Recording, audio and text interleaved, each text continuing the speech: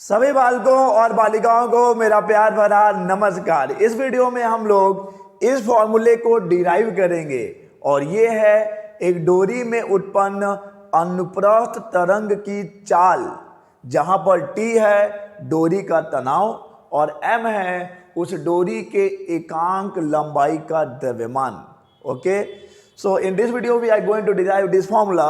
और ये है, क्या है ये है speed of transverse waves in a uniform stretched string.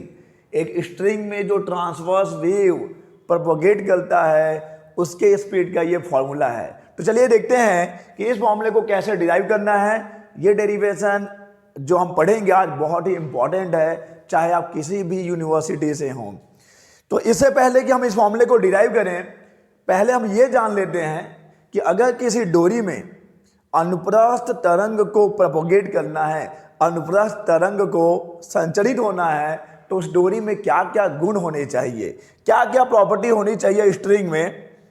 तो ये प्रॉपर्टी होनी चाहिए। क्या क्या प्रॉपर्टी होनी चाहिए देख लीजिए।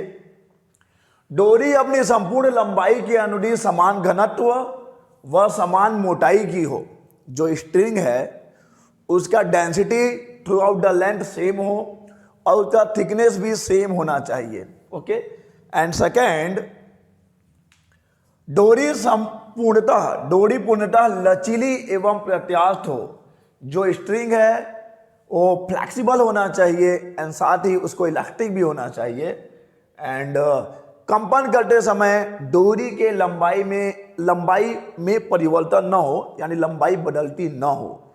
यानी कि जो आपका स्ट्रिंग है वो इनएक्सटेंसिबल होना चाहिए। और जिस भी स्ट्रिंग में ऐसे प्रॉपर्टीज होंगी, ये प्रॉपर्टीज होंगी, ये गुण होंगे, उसे हम आइडियल स्ट्रिंग या आदर्श डोरी कहेंगे। ओके, तो क्या क्या गुण होने चाहिए एक आदर्श डोरी में, जिसमें कि अनुप्रस्थ तरंग संचरित हो, डेंसिटी सेम हो यानी घनत्व समान हो, मोटाई समान होनी चाहिए, फ्लेक्सिबल होनी चाहिए, लचीली होनी चाहिए, इलास्टिक होनी चाहिए यानी कि प्रत्यास्थ हो, और कंपन करते समय उसकी लंबाई में परिवर्तन ना हो, यानी कि आपका स्ट्रिंग इनएक्सटेंसिबल हो। तो क्या ऐसा कोई स्ट्रिंग है? जी हाँ, देखिए आइडियल तो कुछ नहीं होता, एकदम आदर्श स्थिति तो हमको मिलती नहीं और एक कल्पना मात्र है। लेकिन हम मान सकते हैं कुछ विशेष परिस्थितियों में किसी चीज़ को हम आदर्श के रूप में मान सकते हैं, आइडियल कंसिडर कर सकते हैं। और यहाँ पर मान लीजिए कि आपके पास एक डोरी है जो दो स्थिर बिंदुओं के बीच तनी हुई पर्याप्त लंबाई तथा एक समान परिच्छेद पतली डोरी को हम लोग आदर्श खींची डोरी मान सकते हैं। एक स्ट्रिंग जो दो फिक्स पॉइंट के बीच में टाइट है, यानी कि एक डोरी जो दो फिक्स यानी कि स्थिर बिंदुओं के बीच में तनी हुई है, जिसकी की मोटाई थ्रू आउट द लेंथ, पूरी लंबाई में जिसकी मोटाई समान है, तो इसको हम लोग आदर्श डोरी मान सकते हैं। और अगर आप उस डोरी को कुछ इस प्रकार से खींच के छोड़ देंगे तो वो डोरी अपने माध्य स्थिति के दोनों ओर कुछ इस प्रकार से दोलन करने लगेगी, यानी कि इसमें अनुप्रस्थ तरंग उत्पन्न होगा और ये अनुप्रस्थ तरंग उस डोरी में संचरित होगा। अच्छा, अब आपके मन में सवाल है कि क्या डोरी बस ऐसे ही कंपन करेगा, क्या स्ट्रिंग बस ऐसे ही वाइब्रेट होगा? नहीं, क्लास 11 में आपने पढ़ा है मोड्स ऑफ वाइब्रेशन, और डिपेंड करता है कि आपने डिस्टर्बेंस कहाँ पर प्रोड्यूस किया था, आपने उस डोरी को कहाँ से खींचा है। ऐसा दोलन तब होता है जब आप डोरी को मध्य स्थिति से खींच के छोड़ देंगे। अगर आप डोरी को इधर कहीं से खींच के छोड़ेंगे तो हो सकता है ये ऐसे दोलन कर रहा हो। ओके, तो मोड्स ऑफ वाइब्रेशन हम अभी यहाँ नहीं पढ़ेंगे। हमको इस डोरी में जो ट्रांसवर्स वेव, जो अनुप्रस्थ तरंग उत्पन्न हो रहा है, जो अनुप्रस्थ तरंग उत्पन्न हुआ है, उसका स्पीड निकालना है, उसकी चाल निकालनी है। ओके, तो चलिए मान लेते हैं कि हमारे पास एक डोरी है, एक आदर्श डोरी है, एक आइडियल स्ट्रिंग है, जिसमें कि वो सभी गुण हैं जिनकी हमने अभी पीछे चर्चा की है। तो चलिए हम एक डोरी मान लेते हैं। ये रही हमारी डोरी, सीधी ले लेते हैं, और ये डोरी आपको नीली कलर की दिख रही है। और ये दो बिंदु हों, उस बिंदु के नाम अपनी पसंद से आप कुछ भी रह सकते हैं, जो भी अल्फ़ाबेट आपको पसंद हो। मैं ए और बी ले लेता हूँ, मुझे पसंद नहीं है लेकिन स्टार्ट यहां से हुआ है, तो ए और बी, तो हमारे पास है एक डोरी जो ए और बी दो बिंदुओं के बीच में तनी हुई है। हम यहां पे अपने एक्सिस सिस्टम, अक्ष वाला जो सिस्टम है उसको ले लेते हैं, यानी कि एक्सिस बना लेते हैं। तो मान लेते हैं कि हमारी डोरी जो है अपनी अविस्थापित स्थिति में एक्स एक्सिस पर है, ठीक है।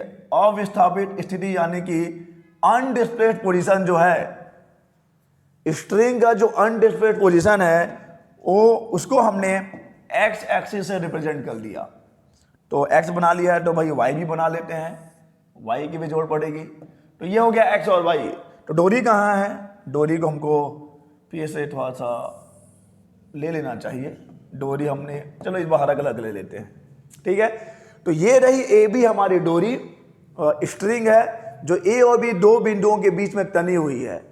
और ये भी याद रखिए ए और बी के बीच में जो डोरी तनी है, जो स्ट्रिंग टाइट है, उसमें टेंशन इतना ज़्यादा है, उसमें तनाव इतना ज़्यादा है कि उस पर गुरुत्वाकर्षण बल का प्रभाव नगण्य है।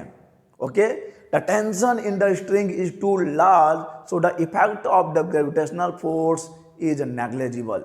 उसको आप नेग्लेक्ट कर सकते हैं, यानी कि डोरी जो लटक नहीं रहा है, एकदम टाइट है। ओके, तो अभी तो डोरी अपने माध्य स्थिति यानी कि अविस्थापित स्थिति में है, अनडिस्प्लेस्ड पोजीशन में है। लेकिन अब हम क्या करेंगे, डोरी को किसी भी एक ओर खींच के छोड़ देंगे तो डोरी में अनुप्रस्थ तरंगें उत्पन्न होंगी और डोरी के जो कण हैं वो एक्स अक्ष के लंबवत यानी वाई अक्ष के अनुदिश दोलन करने लगेंगे। ओके, तो मैं स्ट्रिंग का एक पोजीशन बनाता हूं, विस्थापित स्थिति बनाने वाला हूं, डिस्प्लेस्ड पोजीशन, वो इधर इधर कहीं भी हो सकता है। तो चलिए हम स्ट्रिंग के डिस्प्लेस्ड पोजीशन को बना लेते हैं। किसी भी क्षण, किसी भी टाइम, किसी भी इंस्टेंट पर मान लीजिए आपका स्ट्रिंग इधर कहीं था, जी ऐसा। ओके फाइन, क्लियर है ये। डोरी को जब आप खींच के छोड़ेंगे तो डोरी जो है एक्स अक्ष के लंबवत, डोरी के जो कण है, कण देखिए, तरंग का मतलब क्या है, तरंग में ऊर्जा का स्थानांतरण होता है, एनर्जी ट्रांसफर होती है। लेकिन पार्टिकल्स अपने जगह को छोड़ के जाते नहीं है, पार्टिकल अपनी ही जगह पर बस क्या करेंगे, वाइब्रेट होंगे, कंपन गति करेंगे। तो यहाँ पर डोरी के जो कण हैं वो अपनी जगह पे क्या करते हैं, कंपन करने लगते हैं, एक्स अक्ष के लंबवत, वाई अक्ष के अनुदिश। अच्छा वाई ये है, ठीक है। तो अब देखिए और भी क्या क्या चीजें आपको जाननी है जो अहम है, जो बहुत ही महत्वपूर्ण है, जो इंपॉर्टेंट है। ए बी अनडिस्प्लेस्ड पोजीशन है जो ग्रीन कलर का दिख रहा है, क्योंकि आपका स्ट्रिंग, क्योंकि आपकी डोरी फ्लेक्सिबल है, लचीली है, इसीलिए डोरी के हर एक बिंदु पर तनाव समान होगा। The tension will be same at each and every point of the string because your string is flexible. Okay, and the direction of the tension will be in the direction of the tangent. और इस तनाव का जो direction होगा, इस तनाव की जो दिशा होगी किसी भी बिंदु पर, उस डोरी के किसी भी बिंदु पर, उस डोरी पर खींची गई स्पर्श रेखा के अनुदिश होगी। यानी कि टेंशन यहाँ का, यहाँ का, यहाँ का क्या होगा, क्योंकि ये अनडिस्प्लेस्ड पोजीशन है, तो अगर आप यहाँ पर टेंशन खींचेंगे तो उस डोरी के अनुदिश ही आएगा। और इस डोरी के हर एक बिंदु पर तनाव समान है, क्योंकि आपकी डोरी फ्लेक्सिबल है, लचीली है। तो जब डोरी अनडिस्प्लेस्ड है, अविस्थापित है, अपने माध्य स्थिति पे ही है, तब तो तनाव समान है हर एक बिंदु पर। और टेंशन जो होगा वो एक्स अक्ष के अनुदिश ही होगा, एक्स अक्ष के अलोंग ही होगा। लेकिन हम बात करते हैं, जरा ध्यान दीजिए, हम बात करते हैं वायर स्ट्रिंग डोरी के डिस्प्लेस्ड पोजीशन की बात करते हैं। ओके, टेंशन तो सेम होगा हर एक पॉइंट पे, tension is same because wire और स्ट्रिंग इज फ्लेक्सिबल, तनाव तो हर एक बिंदु पे समान ही है। लेकिन हमने अभी बताया कि किसी भी बिंदु पर तनाव की जो दिशा होती है, उस बिंदु पर, चलो मान लिए वायर है, यहां समझा रहा हूं रब करके, तनाव की जो दिशा है उस बिंदु पर खींचे गए स्पर्श रेखा के अनुदिश है। यहाँ तनाव क्या होगा, यहाँ तनाव इस दिशा में होगा। टेंजेंट खींचना है आपको स्पर्श रेखा खींचनी है। यहाँ का टेंशन किधर होगा, इधर हो सकता है। यहाँ पर टेंशन किधर होगा, इधर हो सकता है। यहाँ पर टेंशन किधर होगा, इधर हो सकता है। तो डोरी के किसी भी बिंदु पर अगर वायर विस्थापित है, डिस्प्लेड पोजीशन की बात करें, तो the magnitude will be same. Tension का मैग्नीट्यूड यानी टेंशन का जो परिमाण है वो तो सेम है, लेकिन अगर आप एक्स एक्सिस से, एक्स अक्ष से उसका झुकाव देखेंगे तो झुकाव जो है वो अलग अलग हो जाएगा। यहाँ पे कुछ और ही कोण पे झुका हुआ है एक्स एक्सिस के साथ, यहाँ पे किसी और के साथ झुका, किसी और कोण के साथ झुका हुआ है, यहाँ पे किसी और कोण के साथ झुका हुआ है, यहाँ पे किसी और कोण के साथ झुका हुआ है, तो हम उसी की बात करेंगे। यहां तक क्लियर है? देखिए, और मैं रिपीट कर देता हूं ताकि आपको कंफ्यूजन ना हो। ये ए बी जो ग्रीन कलर का आपको दिख रहा है, ये आपका वायर है जो कि अभी अनडिस्प्लेस्ड पोजीशन पे है, यानी उसको आपने अभी उसके साथ छेड़खानी नहीं की है। डोरी लचीली है, इसलिए उसके हर एक बिंदु पर तनाव समान है, और तनाव की दिशा क्या होती है, किसी भी बिंदु पर उस बिंदु पर खींचे गए स्पर्शरेखा का अनुदिश है। तो जब वायर डिस्प्लेस्ड पोजीशन पे होगा, तो अगर आप किन्हीं भी दो बिंदुओं को लेंगे तो वहां पे जो आप टेंजेंट ड्रॉ करेंगे, जो वहां पर स्पर्शरेखा खींचेंगे, उसकी एक्स एक्सिस से जो इंक्लिनेशन है, यानी एक्स एक्सिस से जो कोण बनाएगा वो भिन्न भिन्न होगा। तो हम लोग वहीं से अपनी कैलकुलेशन को स्टार्ट करेंगे। चलिए, हम लोग उस डोरी का एक बहुत ही छोटा सा अल्पांश लेते हैं, उस डोरी का छोटा सा भाग लेते हैं पी क्यू। ठीक है, इस डोरी का छोटा सा भाग ले रहा हूं मैं, डोरी का छोटा सा भाग पी क्यू। देखो, यहां से मैं ले लूंगा एक्स दूरी पे ले रहा हूं, ओरिजिन से एक्स दूरी पे, ओरिजिन से एक्स दूरी पे डोरी का एक बहुत ही छोटा सा, एक बहुत ही अल्प भाग ले रहा हूं मैं, जिसका नाम रख दिया है पी क्यू। ये पी है, ये क्यू है, और इसकी जो चौड़ाई ली है, जो लंबाई ली है, वो डी एक्स ली है। ओके, ये जो स्मॉल एलिमेंट लिया है उसकी लंबाई डी एक्स है। तो ये येलो कलर का जो दिख रहा है, उस स्ट्रिंग का एक छोटा सा भाग हमने कंसिडर किया है। पी क्यू जो है वो अनडिस्प्लेस्ड पोजीशन है, और इसी पी और क्यू के जो डिस्प्लेस्ड पोजीशन होंगे, जो विस्थापित स्थितियां होंगी, चलो पी का मान लो यहाँ पे पी डैश है, क्यू का मान लीजिए यहाँ पर क्यू डैश है, तो ये हो जाएगा पी डैश और ये हो जाएगा क्यू डैश। पी की विस्थापित स्थिति P Q, P dash, sorry, P की विस्थापित स्थिति पी डैश, क्यू की विस्थापित स्थिति क्यू डैश। पी का जो डिस्प्लेस्ड पोजीशन है वो पी डैश पे है, क्यू का डिस्प्लेस्ड पोजीशन क्यू डैश पे है। ओके, इस पी डैश और क्यू डैश पे टेंशन सेम ही होगा, लेकिन अगर हम लोग डायरेक्शन देखें तो डायरेक्शन क्या होगा जनाब, इस पे हमको फोकस करना है। तो यहाँ पे चलो, ये तो मैं यहाँ पे एक पैरेलल लाइन ले लेता हूँ, इसकी जरूरत पड़ेगी हमको। ये एक्स एक्स के पैरेलल है, ये भी एक्स एक्सिस के पैरेलल है। ठीक है, यहाँ पे टेंशन का डायरेक्शन कुछ ऐसा होगा, स्पर्शरेखा का अनुदिश, ये टेंशन टी है, और यहाँ पे स्पर्शरेखा कुछ ऐसा होगा, यहाँ पे टेंशन टी ऐसा है। तो इस पी डैश और की डैश दोनों ही बिंदुओं पे जो तनाव है, जो टेंशन है, उसका मैग्नीट्यूड तो सेम है, लेकिन एक्स अक्ष के साथ जो झुकाव देखेंगे वो अलग अलग है। तो मान लेते हैं कि पी डैश पर, ये सब आप चीज आपको लिखनी है, मान लेते हैं कि पी डैश पर एक्स एक्सिस के साथ इसका झुकाव फाई है, तो यहां पे झुकाव को हम ले रहे हैं कितना, फाई ले रहे हैं। ओके, और यहां पे झुकाव कम हो गया है, तो इसको हम लोग फाई माइनस डी फाई ले लेते हैं। इस पी डैश पर इस तनाव का एक्स एक्सिस से जो झुकाव है वो फाई ले लिया है, यहां पे तनाव का एक्स एक्सिस से जो झुकाव है, यानी एक्स एक्सिस से किस एक्स एक्सिस, एक्स अक्ष के साथ किस कोण पे है, तो यहां पे हमने ले लिया है कि भाई ये फाई माइनस डी फाई कोण पे है। यहां पे फाई कोण पे है, यहां पे फाई माइनस डी फाई कोण पे है। और अब हमको ज्यादा कुछ करना नहीं है, हम लोग बस इस तनाव को एक्स एक्सिस और वाई एक्सिस के डायरेक्शन में रिजॉल्व करेंगे। तनाव को एक्स और वाई जो दो अक्ष हैं, उन दो घटकों में हम लोग वियोजित करेंगे। देखिए कैसे करेंगे, यही करके दिखाते हैं आपको। ओके, तो ये आपको ले लेना चाहिए, इस कलम ले लेता हूं मैं।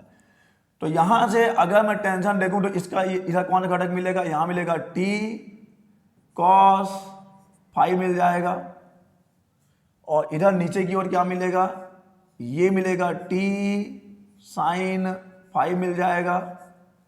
और वैसे ही यहां पर इधर देखेंगे तो ये मिल जाएगा आपको T cos phi minus D phi मिल जाएगा, और इधर क्या मिल जाएगा, ऊपर क्यों मिलेगा, ये क्यू डैश को थोड़ा सा बगल में लिख देता हूँ, या क्यू डैश यहाँ लिख देता हूँ, ये मिल जाएगा मुझे T sine phi minus D phi. शायद ये बहुत छोटा हो गया है, तो मैं इसको उसी पॉइंट्स को यहाँ पे उठा के आपको थोड़ा जूम करके दिखाता हूँ कि जो पी डैश है, यहाँ पे टेंशन कैसे लग रहा है, यहाँ पे टेंशन कुछ इस दिशा में है, यहाँ पे टेंशन कुछ इस दिशा में है, एक्स से कितने कोण पे है, एक्स से फाई कोण पे है, यह है टेंशन। तो पी डैश पे आप टेंशन को दो घटकों में विभाजित कर सकते हैं, टेंशन को दो कंपोनेंट्स में रिजॉल्व कर सकते हैं। एक मिलेगा टी कॉस फाई जो कि नेगेटिव एक्स की तरफ जा रहा है, और एक मिलेगा टी साइन फाई जो कि नेगेटिव वाई की तरफ जा रहा है। यह पी डैश की कहानी है। क्यू डैश की कहानी कुछ कैसी है, क्यू डैश की कहानी भी कुछ ऐसी है। यहाँ पे ये जो हमारा टेंशन है वो एक्स से कितने कोण पे है, ये एक्स से फाई माइनस डी फाई के कोण पे है। तो यहाँ पे भी आप टेंशन को दो घटकों में विभाजित करेंगे, एक मिलेगा T cos phi minus D phi along positive x, और एक मिलेगा T sine phi minus D phi along positive y. Okay, तो अब हम इस एलिमेंट की बात करते हैं। इस एलिमेंट पे जो रिजल्टेंट टेंशन है, इस एलिमेंट यानी जो छोटा सा एक अवयव लिया है, छोटा सा जो भाग लिया है पी क्यू, जिसका विस्थापित स्थिति पी डैश क्यू डैश है, पी डैश क्यू डैश पर परिणामी यानी रिजल्टेंट परिणामी तनाव यानी कि रिजल्टेंट टेंशन कितना होगा, तो हमको दोनों डायरेक्शन में देखना पड़ेगा, एक्स के लिए भी और वाई के लिए भी। तो अपन देखते हैं कि सिग्मा टी एक्स कितना है, अपन देखेंगे कि सिग्मा टी वाई कितना है, यानी कुल कितना यहाँ पर एक्स की दिशा में और वाई की दिशा में इस छोटे से अवयव पर एक्स की दिशा में और वाई की दिशा में कुल कितना तनाव काम कर रहा है। रिजल्टेंट टेंशन निकालेंगे उस अवयव उस एलिमेंट पे, दोनों मिक्स हो जाता है, दिक्कत होती है थोड़ी, लेकिन आप मैनेज करिए, ठीक है। ओके, तो sigma T x is equal to, एक जा रहा है किधर की तरफ देखेंगे, टी कॉस फाई इधर की तरफ है, T cos phi minus D phi उधर की तरफ है, तो ये हो जाएगा T cos phi minus T cos phi minus D phi. T cos phi towards left, T cos phi minus D phi towards right. Okay, sigma T y T sine phi minus D phi, तो ये हो जाएगा T sine phi minus T sine phi minus D phi. T sine phi नीचे की ओर है, T sine phi minus D phi ऊपर की ओर है, तो ये जो रिजल्टेंट टेंशन है यहां पर नीचे की ओर होगा इस एलिमेंट पर। ओके, और यहां पर सिग्मा टी एक्स है T cos phi minus T cos phi minus D phi. तो सिग्मा टी एक्स और सिग्मा टी वाई ये है क्या, ये इस छोटे से अवयव पी डैश क्यू डैश पर लगने वाला रिजल्टेंट टेंशन है, परिणामी तनाव है एक्स की दिशा में और वाई की दिशा में। अब देखिए यहां से अब हम और भी बहुत सारी चीजें मानेंगे, मान के ही आपको अपना आंसर अपना कैलकुलेशन करना है।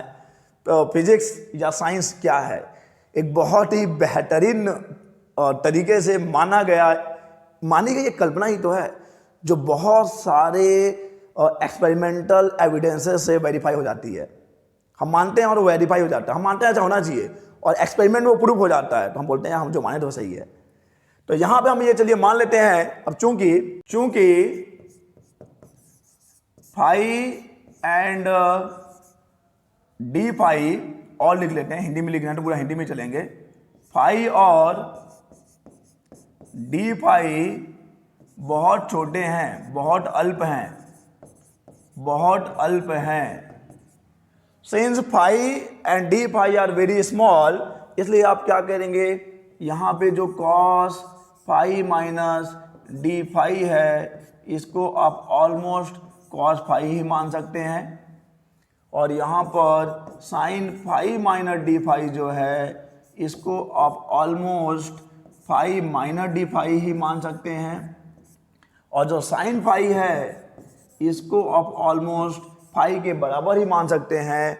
एंड ना फाई को आप किसके इक्वल कर सकते हैं, फाई को आप टेन फाई के इक्वल मान सकते हैं, और टेन फाई को आप d y by d x लिख सकते हैं।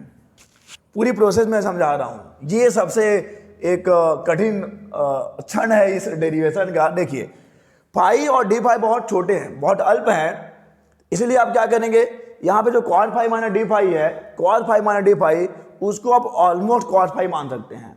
तो उस कंडीशन में जो आपका सिग्मा टी एक्स होगा, यानी एक्स की दिशा में जो तनाव होगा, एक्स की दिशा में जो परिणामी तनाव होगा वो ऑलमोस्ट जीरो हो जाएगा। It means sigma T x will be zero.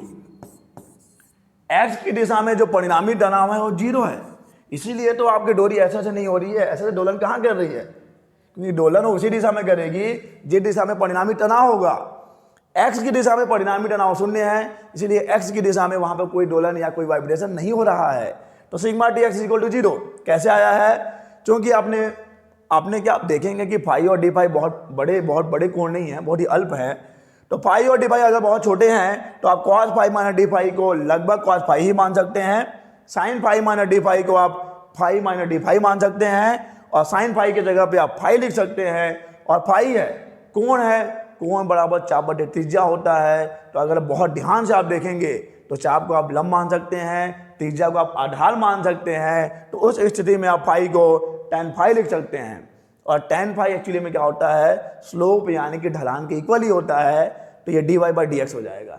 D y by d x tan phi is equal to d y by d x. इसको आप ये लिखेंगे, इसको आप ये लिखेंगे, और इसको हम लोग ये लिखने वाले हैं। तो चलिए आगे बढ़ते हैं। सिग्मा टी एक्स तो जीरो हो गया, सिग्मा टी वाई देख लेते हैं। सिग्मा टी वाई कितना आ जाएगा, वाई की दिशा में जो परिणामी तनाव है सिग्मा टी वाई कितना, देखिए sigma T y sine phi के जगह पे आपने फाई लिख दिया, तो ये हो जाएगा T phi minus T sine minus phi, sine phi minus D phi की जगह पे आपने फाई माइनस डी फाई लिख दिया, तो हो जाएगा T phi minus D phi.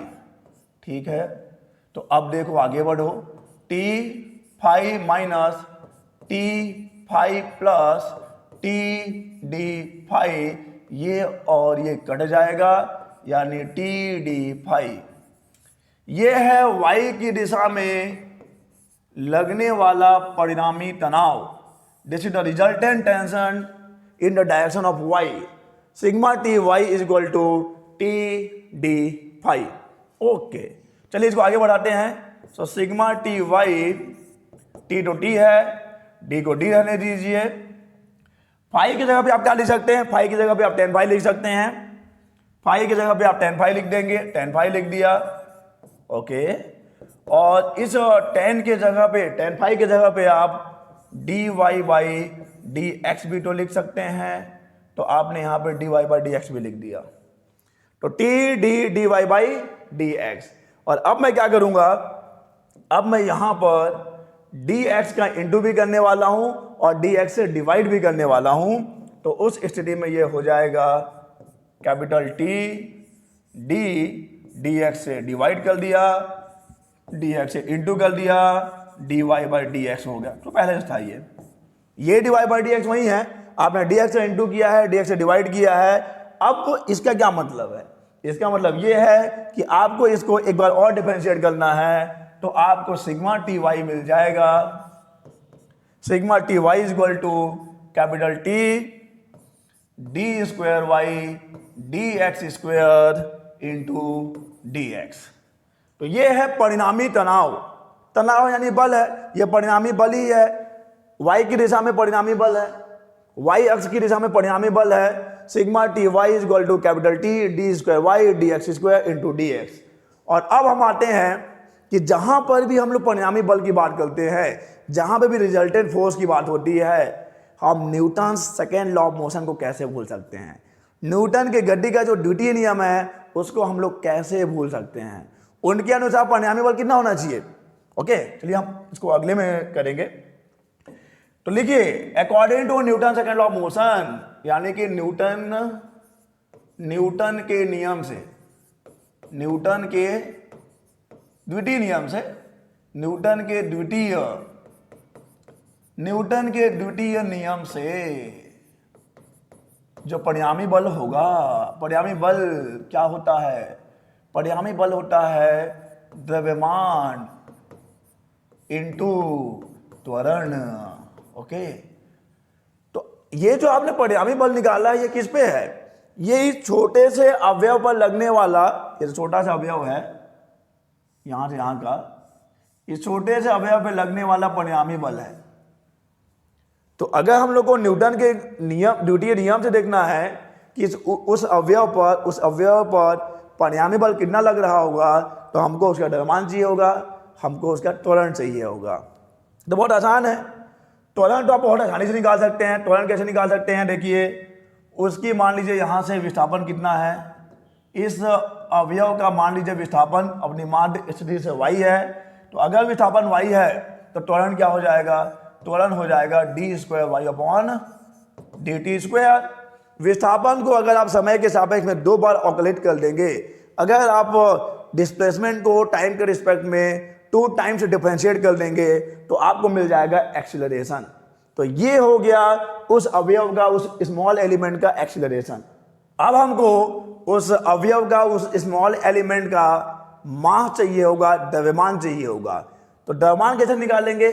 तो हम मान लेते हैं कि इस डोरी के एकांक लंबाई का द्रव्यमान स्मॉल m है।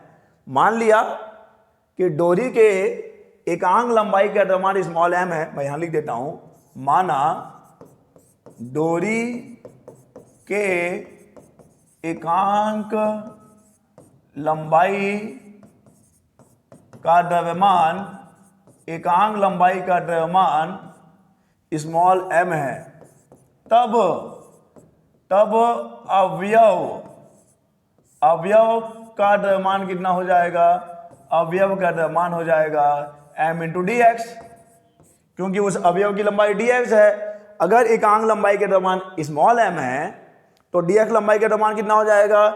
m dx हो जाएगा। और ये है उस अवयव का त्वरण d²y/dt²। तथा अवयव का त्वरण d²y/dt² होगा। तब नियम लगा लिया तो परिणामी बल जो होगा F, द्रव्यमान यानी कि m dx इंटू d²y/dt² होगा। तो अगर हम लोग न्यूटन के द्वितीय नियम से देखें, न्यूटन के सेकेंड लॉ ऑफ मोशन से देखें, तो उस अवयव पर, उस स्मॉल एलिमेंट पे रिजल्टेंट फोर्स इतना लग रहा है। न्यूटन के अकॉर्डिंग रिजल्टेंट फोर्स इतना लग रहा है, mass into acceleration, mass into acceleration. लेकिन आपने रिजल्टेंट इतना निकाला है, तो दोनों सेम होना चाहिए। तो अगर ये समीकरण 1 है तो इस समीकरण 1 को आप इस समीकरण 2 के बराबर कर दीजिए, तो क्या मिल जाएगा?